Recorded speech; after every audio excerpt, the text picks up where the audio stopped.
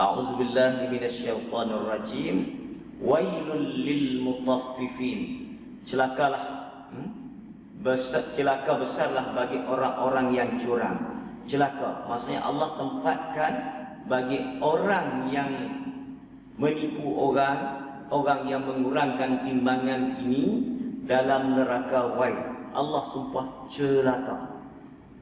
Bermaksud, kalau bagi orang yang mengurangkan sukatan ini, hidupnya adalah tidak ada barakahnya.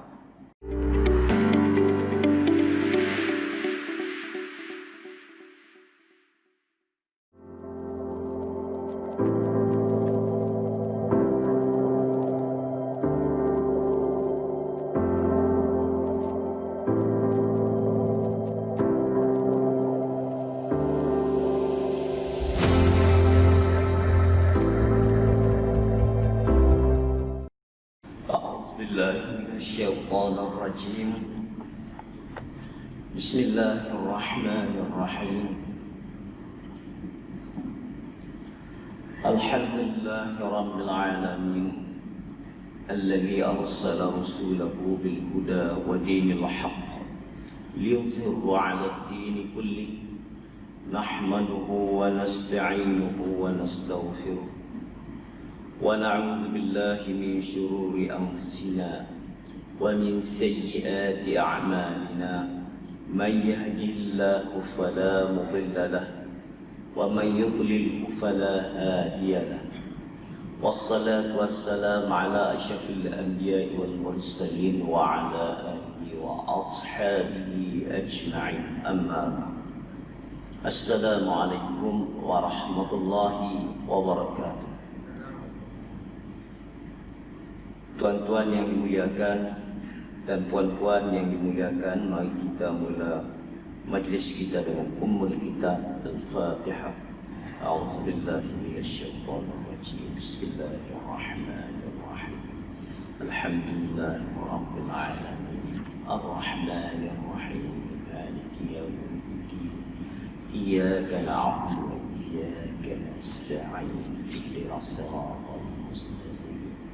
صراط الذين أنعمت عليهم غير المغضوب عليهم ولا الضالين.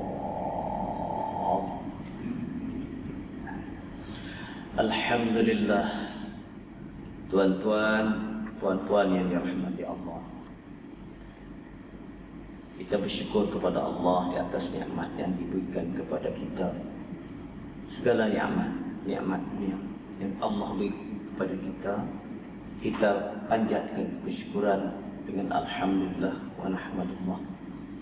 Dan insya-Allah tuan-tuan, pada pagi ini kita baca ayat Al-Mutaffifin. A'udzu billahi minasyaitonir rajim. Wailul lil mutaffifin alladzina idza iktalu 'alan nasi yastawfun wa idza kaluhum aw wazanuhum yukhsirun.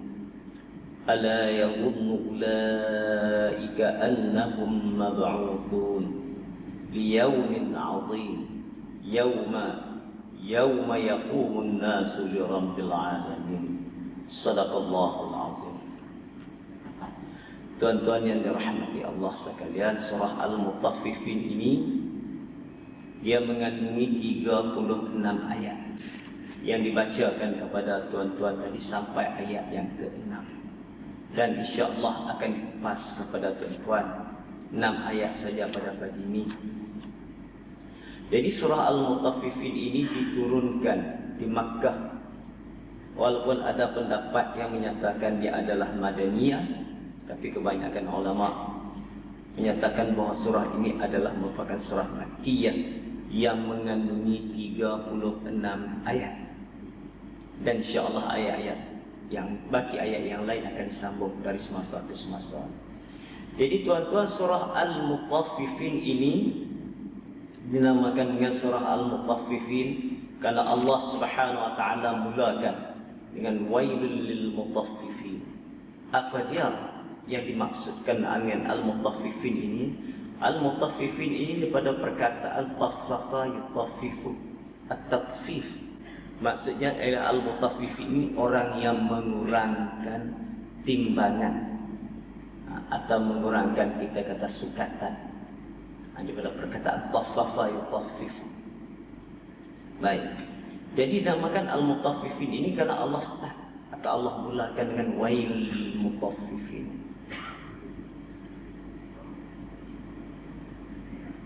Jadi tuan-tuan, itu yang dinamakan dengan surah Al-Mutaffifin. Apa dia yang dibicarakan dalam surah Al-Mutaffifin ini secara umumnya? Jadi yang dibicarakan dalam surah-surah Makkiyah ini menekankan kepada persoalan-persoalan akidah.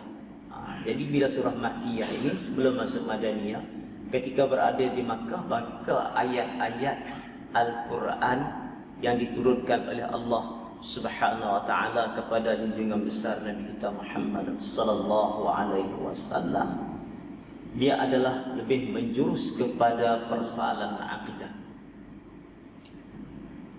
Dan khususnya dalam ayat ini Allah menjuruskannya kepada persoalan-persoalan yang berkaitan dengan akhlak, berkaitan dengan hari kiamat. Jadi timbangan ini, mengurangkan timbangan ini, dia dalam kategori masuk dalam akhlak. Walaupun kita kata pokok persoalan ayat Makkiyah adalah berkaitan dengan akidah, tapi khusus kali ini adalah mengenai akhlak. Apa dia akhlak? Bagaimana akhlak orang yang mengurangkan timbangan? Dan bagaimanakah balasan yang akan dikenakan kepada mereka? Kita nampak simple je, letak atas kilo, kan, barang yang dijual. Jadi nampak biasa je, dia kurang 1 gram. Tak nampak sangat 1 gram, kadang-kadang kita tak perasan. Boleh tak kalau kilo tersebut, kalau kita nak adjust dia punya mata kilo tu? Jawapannya boleh. Maksudnya kilo tu boleh di-adjust. Jadi kalau setakat kurang 1 gram tu tak ada siapa pun perasan. Jadi kalau 1 gram, 1 gram, 1 gram, setiap orang 1 gram, kalau 1 gram tu dah berapa banyak benda di atas tu? Dah berapa gram? Maksudnya 1 gram. Mas orang kedua 1 gram, mas orang ketiga 1 gram. Jadi kerana 1 gram tu, berapa banyak kita dapat satu hari. Jadi perbuatan tersebutlah yang dilarang oleh Allah Subhanahu wa ta'ala. Jadi mungkin tuan-tuan pernah ingat dulu anak Melayu yang bijak, yang memang dia sangat bijak, tapi akhirnya terbongkar, yang mana dia pamerkan kereta-kereta mewah dia, rumah-rumah mewah dia dengan usianya yang begitu muda. Macam mana dia mengaku keuntungan yang begitu banyak dengan pegawai dia bekerja sebagai pegawai bank. Kalau dikira, dicongak dari segi pendapatannya, masih belum mampu untuk dia memiliki beberapa buah kereta mewah, beberapa buah rumah mewah. Jadi bila cek balik, jadi kecerdikan yang Allah bagi kepada dia, maka dia guna dengan cara yang tidak betul. Jadi sebelum akaun bank ditutup, pada setiap kali transaksi pada akhir, pada sebelum berakhirnya kita kata pukul 5, bank tutup. Jadi sebelum pukul 5 tu, maka dia akan ambil daripada setiap akaun orang lain 1 sen atau setengah sen. Dia ambil seorang-seorang. Bukan kata siapa, saya pun tak pernah cek pun. Setakat ambil 1 sen. Tapi memandangkan 1 sen yang dia ambil itu seluruh Malaysia contohnya, banyak mana dia dapat 1 sen. Dalam usia begitu muda dia dapat mengaku keuntungan yang begitu banyak. Dia tak ambil banyak pun, ambil 1 sen. Siapa yang cek akaun 1 sen? Tak ada siapa pun cek. Tapi kerana akhirnya Allah nak tunjuk dekat dia, bila orang wartawan ambil gambar dia, ambil apa dia kereta-kereta mewah dia, barulah cek balik. Cek tengok bahawa sebelum tutup akaun dia ambil sikit saja. 1 sen tu dah berapa banyak dah akaun yang dia ambil. Macam ni lah juga ibarat dia, kita kata macam kita kata kes yang kita kata jual beli tadi lah. Walaupun kita kata 1 gram yang dianjakkan mata kilo tu, kita tak rasa. Kita tak perasan dan kita rasa tidak ada apa-apa pun. Tetapi perbuatan tersebut adalah perbuatan yang tidak bermoral, yang Allah larang. Baik. Jadi surah ini juga dia menjelaskan catatan orang yang derhaka. Orang yang derhaka, orang yang jahat, maka Allah Subhanahu Wa Taala sediakan untuk dia catatan yang kita kata khas. Demikian juga bagi orang-orang yang baik-baik, maka disediakan catatan khas. Ada tempat simpanan dia, simpanan bagi segala catatan orang yang jahat. Ada buku kira-kira dia siap. Macam tu juga dengan orang yang baik, adalah tempat catatannya illiyin. Manakala orang yang jahat, orang yang tidak baik, maka catatan amalannya di tempat dinamakan sijin. Baik. Dan seterusnya dalam surah ini secara umumnya Allah Subhanahu Wa Taala menceritakan at-targhib wat-tarhib.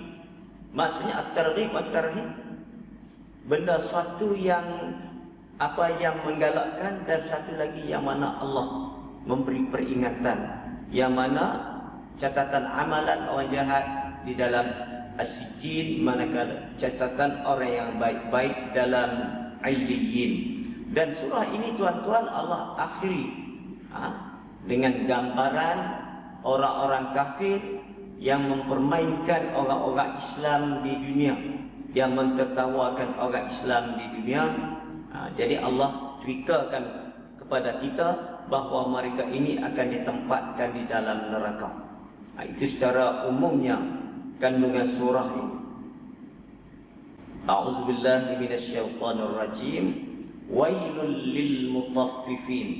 Celakalah, celaka besarlah bagi orang-orang yang curang.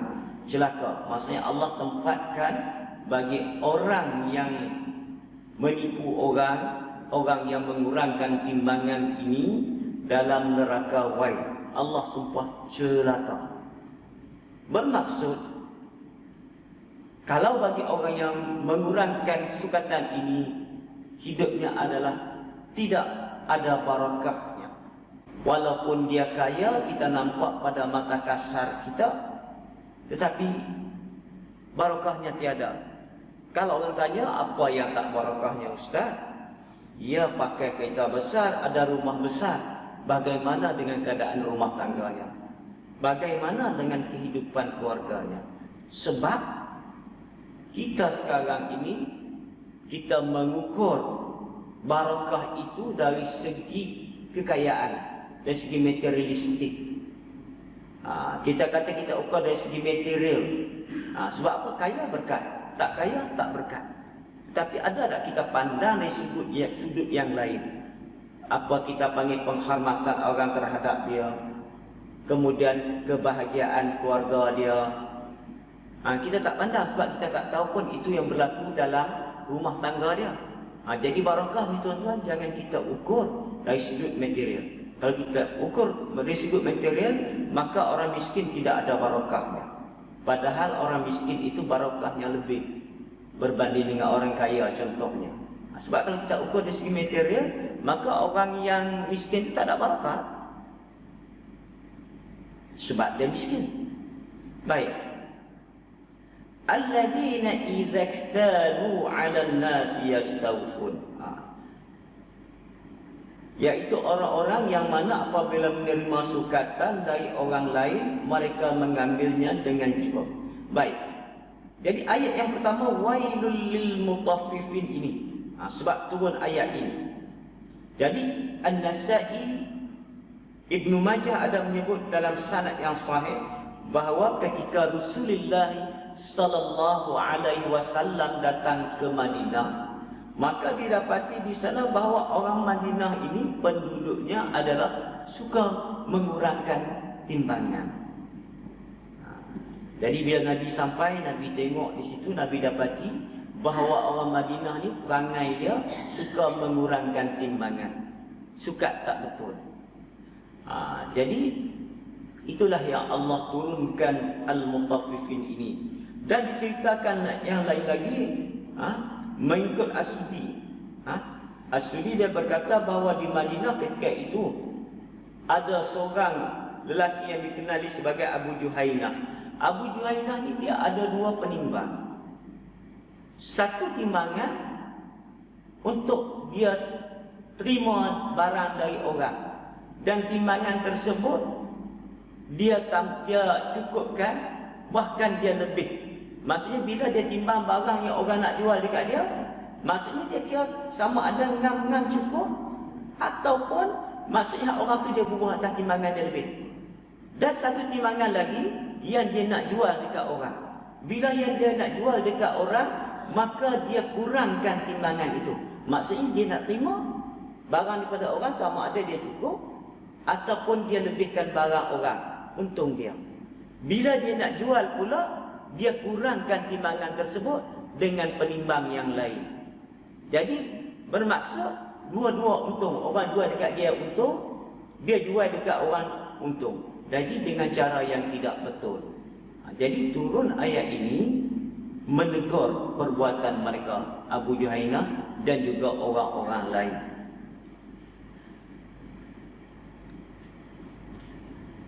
Jadi tuan-tuan, seperti yang telah dinyatakan tadi bahawa surah ini adalah surah Makkiyah, dan ada ulama yang menyatakan dia adalah Madaniyah. Sebab apa?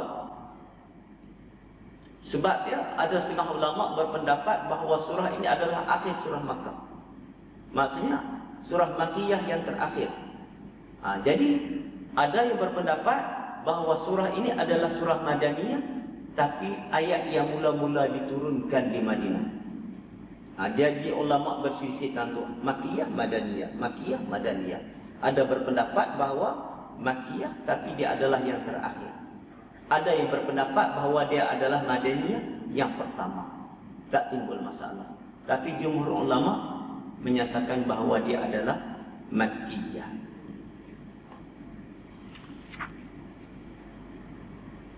Alladzina idza iktalu 'alan nasi yastawfun, iaitu orang apabila menerima sukatan dari orang lain, mereka mengambilnya dengan cukup.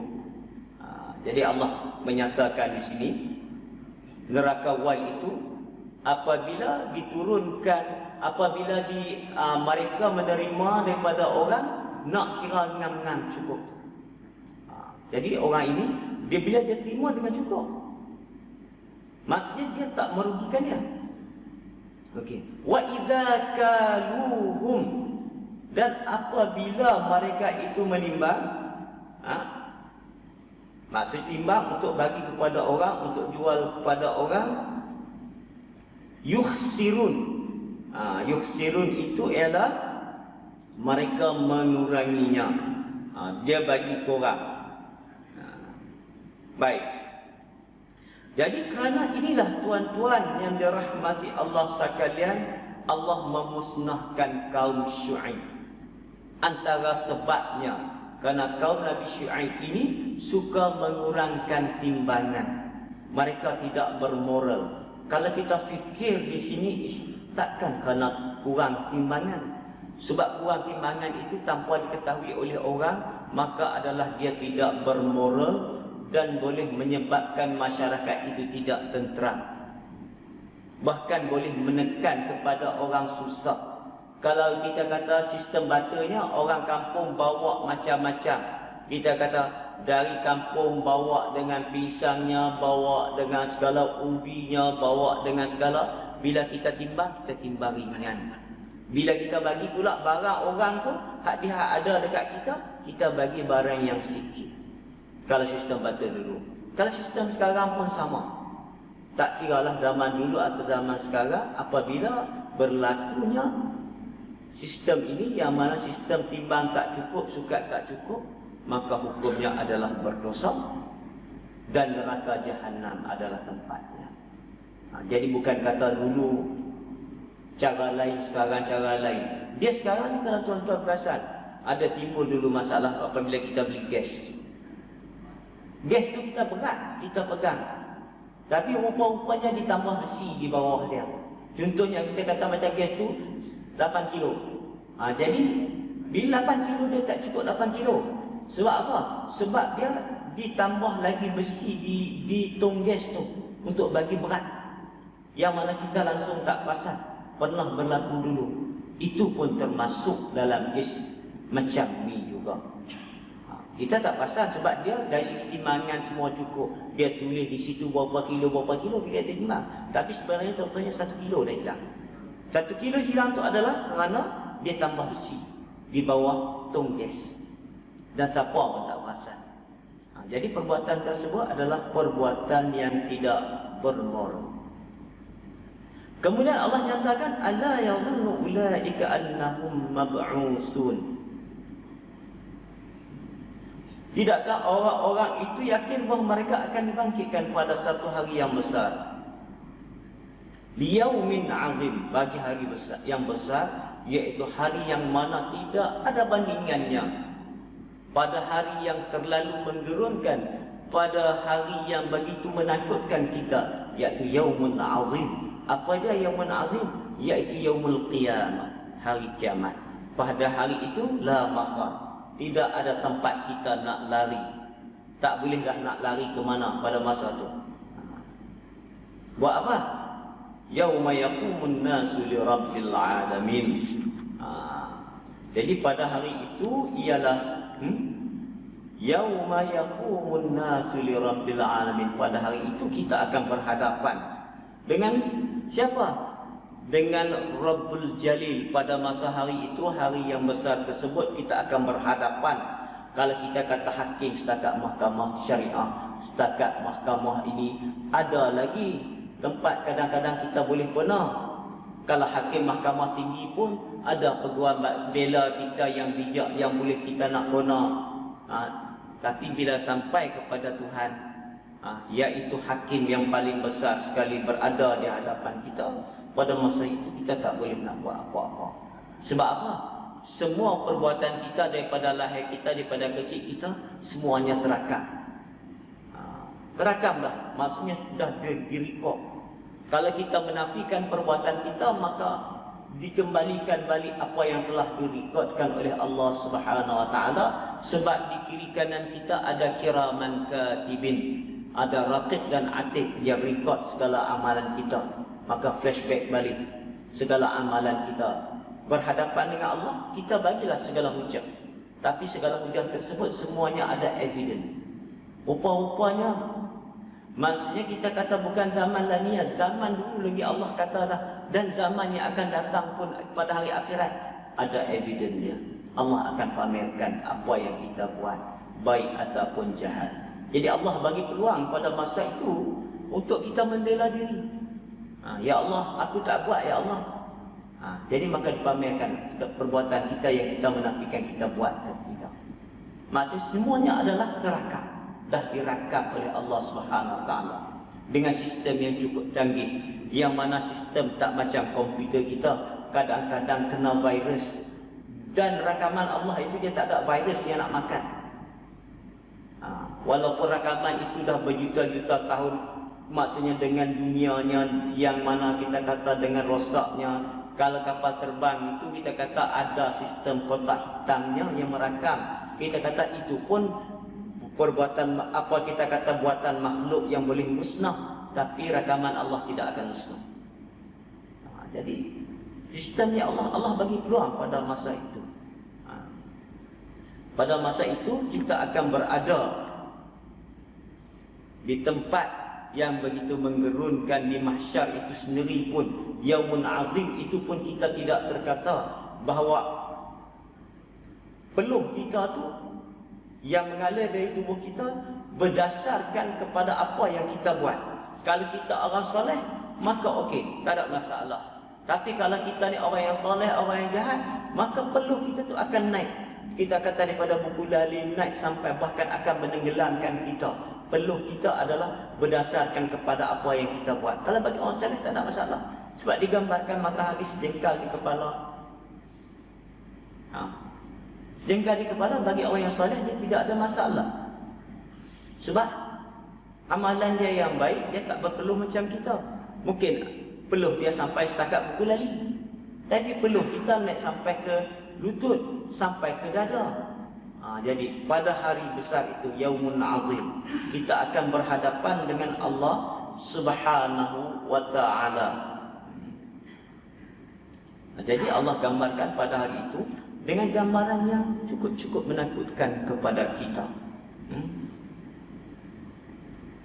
Jadi ala yadhunnu ulaika annahum mab'usun. Ayat itu Allah tanya, adakah mereka menyangka bahawa mereka tak akan dibangkitkan?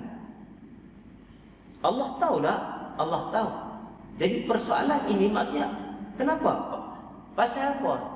Adakah mereka fikir mereka tak akan dibangkitkan? Bagi siapa? Bagi orang yang suka mengurangkan sukatan ini. Pasal apa yang dia buat tipu? Allah kata bahawa adakah mereka fikir mereka tak akan dibangkitkan? Jadi tahu tak? Allah tahu tak? Allah tahu. Tapi soalan itu dilontarkan supaya menjadi sebagai peringatan. Macam kita katalah kepada kepada anak-anak kita contohnya, tahu tak kalau buat dia apa? Tahu tak? Persoalan tu berarti persoalan tu ialah sudah ada jawapan. Sudah ada jawapan. Jadi tuan-tuan yang dirahmati Allah, sebagai peringatan kepada kita, ingat, kita jangan kita kata alah aku tipu sikit dia. Tapi penipuan tersebut dikira besar karena kesannya adalah besar.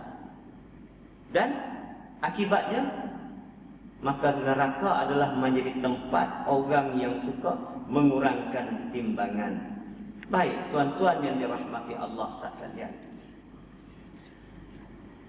Kesimpulan ayat 1 sampai ayat 6 ini, yang pertamanya at-takfif, iaitu apa dia at-takfif? Iaitu kita penipuan dalam timbangan ini, kita mengurangkan hak orang lain dalam sukatan atau timbangan, maka hukumnya adalah haram mengikut syarak. Bukan kata dalam mazhab ni kata kurang, semua mazhab, maka mengurangkan timbangan adalah haram sebab dia boleh membawa kerosakan dalam masyarakat. Kacau dalam masyarakat apabila kita mengurangkan timbangan ni, dan jangan kita pandang ringan. Kalau zaman dulu dah kurang timbangan, zaman lagi apatah lagi, sebab kita pandang enteng dengan hukum. Tak ada apa-apa, kita kata alas sikit dia. Baik. Jadi diriwayatkan penduduk Madinah ni pada masa sebelum kedatangan Rasulullah, dan apabila Rasulullah datang ke Madinah ni, maka dia ada dalam bentuk munabazah, mulamasah dan mukhtar. Maksudnya macam contoh kita kata penjualan ini adalah penjualan yang benar-benar menipu. Kalau dalam fiqh tu dia tak bagi ada unsur menipu dalam jualan. Contohnya kita kata ni aku jual burung mana tu? Yang duk terbang. Okey, aku jual ikan dalam kolam ni. Tak tahu pun ikan ada banyak mana. Berapa ekor ikan, berapa, tak tahu. Aku jual ikan dalam kolam ni. Tak boleh. Ambil ikan jual. Tentu dah kita nampak ain ikan tersebut. Jadi aku jual ikan dalam kolam ni, kita nampak tak tahu ada berapa ekor, ada banyak mana. Dia tak boleh. Dia satu benda yang boleh kita pegang, al-qabdu, kita pegang. Maksudnya benda tu kita boleh pegang. Okey, contohnya al-qabdu ni kita kata satu benda yang pasti yang boleh dia ambil. Okey, aku jual ikan ni. Ikan yang kita ambil ikan ni memang tentu dah boleh dapat. Okey, jadi jualan yang dibolehkan, kita kata yang tidak ada ain itu jual salam, iaitu kita kata contohnya macam kita duk buat COD yang kita duk buat tu pun kita kena ada sifat dia. Ada contohnya yang kita nak jual itu sifat dia barang upah sekian dengan harga sekian dan boleh sampai pada tarikh sekian. Maksudnya boleh dihantar, boleh diterima pada tarikh sekian. Jualan tu boleh. Yang kita duk buat COD. Tapi kena bagi benda tu bagi jelas. Dalam bab jualan ni boleh tak? Kalau macam tu orang kata kalau macam tu susahlah sebab tak ada jualan. Tak, dalam fiqh dia ada hukum jual beli yang mana boleh COD tu. Bukan baru COD. Zaman Nabi dulu dah COD dah ada dah. Jangan kita fikir kata oh lani jualan lani dahsyat mengatasi dalam fiqh, dalam apa dia dah tak ada dalam fiqh tak ada contohnya COD ada. Sebab apa? Sebab dia ada jual salam. Tapi dengan syarat-syarat tertentu, benda tu boleh diterima, boleh sifat dia, harga dia boleh sampai pada tarikh sekian. Dah ada dah dalam hukum fiqh zaman lama. Kan? Jadi kadang-kadang kita fikirlah, kita kata ish benda ni boleh ke? Boleh ke? Boleh. Pernah tak tuan-tuan jumpa masalah sekiranya masalah ni kita kata orang sebuah maksudnya terdampar di sebuah pulau seorang lelaki dengan seorang perempuan yang mana tidak ada orang. Contohnya mereka naik kapal pecah, jadi tinggal lelaki dengan perempuan. Nak buat lagu mana? Nak nikah, Tok Imam tak ada. Kan? Nak cari siapa? Tok Imam tak ada. Okey, bila Tok Imam tak ada, saksi lah lagi tak ada. Wali lagi tak ada. Lelaki dengan perempuan ni nak buat macam mana duduk terdampar di sebuah pulau. Maka dalam mazhab yang lain daripada Syafi'i, maka dia boleh, dia kata aku kahwinkan diri aku dengan kamu. Maksudnya perempuan tu boleh mewakilkan diri dia, dia mengahwinkan diri dia dengan lelaki tersebut. Dia rupanya dia ada kaedah macam tu. Bila? Ulama fiqh buat zaman lama, zaman dulu lagi. Kan? Nak abang bagi kata ulama dulu dia ada fikir kemungkinan. Macam juga dalam bab jual beli. Bila kita cek balik, rupanya dah ada. Kita duk kata kita dah ni cukup maju. Rupanya ulama dulu fikiran dia jauh ke depan. Dah berfikir dah. Sebab tu bila kita buka dalam furuk masail tu, macam-macam ada masalah. Cuba kita cari tengok. Juga dalam fiqh macam-macam masalah. Jadi masalah untuk menyelesaikan masalah kita. Jadi kita jangan fikir orang dulu dia tidak berfikir, ulama dulu jauh lebih ke depan. Baik. Jadi kenapa? Dan seterusnya ayat ini dikatakan madaniyah kerana berdasarkan kepada hadis ini. Jadi apabila Rasulullah dapati bahawa orang-orang Madinah suka menipu, maka Rasulullah baca ayat wailul lil mutaffifin ini kepada penduduk Madinah. Kemudian apa dia? Rasulullah bercakap lepas tu, dia kata Rasulullah bersabda, dia kata dengan maksud 5 perkara dibalas dengan 5 perkara. Yang ini tuan-tuan ambil note, ingat, take note. Okey, apa dia? Mana-mana kaum yang mencabuli suatu perjanjian, nescaya mereka akan dikuasai oleh musuh mereka. 5 perkara ni akan dibalas kalau kita buat dengan 5 perkara juga. 5 perkara ni, yang pertamanya, apabila kita mencabuli perjanjian, maka musuh akan menguasai kita. Orang Islam dia tidak boleh mencabuli perjanjian. Bila dia mencabuli perjanjian dibuat, maka musuh tu boleh menang. Okey. Dan yang keduanya, jika mereka menghukum atau memerintah dengan hukum yang lain yang diturunkan oleh Allah, apa akan terjadi? Nescaya akan merebak kemiskinan di kalangan mereka. Maksudnya apabila kita tidak memerintah berdasarkan kepada hukum Allah, maka kemiskinan akan melanda kita. Sebab apa? Kita tengok langit mana ada miskin. Sebab apa? Semua orang senang. Ni tak betul Nabi kata ni. Cuba tuan-tuan fikir tengok. Orang miskin dalam kalangan kita, contoh beli kereta. Bila beli kereta, apabila kita tidak melaksanakan apa yang Allah perintah dengan bunga tinggi, dengan apa terjadi dengan orang miskin? Susah ke tidak? Jangan kita tengok orang yang kaya-kaya. Kita tengok orang yang miskin ni susah ke tidak?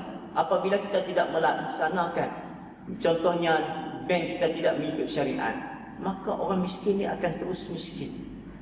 Maka kita akan jadi negara kapitalis yang kaya terus kaya, yang miskin terus miskin.